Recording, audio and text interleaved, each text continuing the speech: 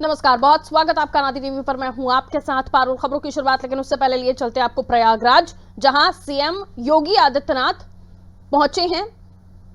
इस वक्त सभी के साथ सीएम योगी मौजूद हैं और पूजा अर्चना में शामिल हुए हैं। दशाश्वमेध घाट में पूजा अर्चना हो रही है। स्वच्छता आरती का शुभारंभ हुआ है। स्वतंत्र देव सिंह, नंद गोपाल नंदी भी मौजूद हैं।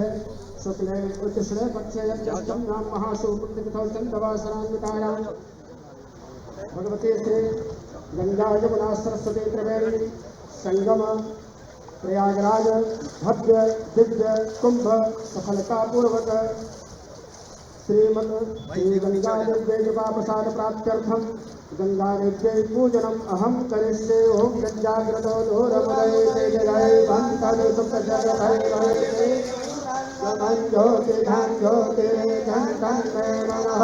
शिव संकल्पमस्तु संकल्प सिद्धिरस्तु। हरि ओम।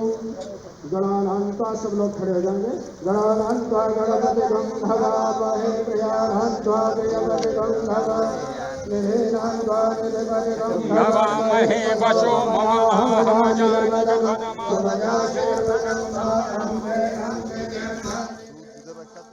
आराम से भैया, इधर दे नंदी भाई इधर।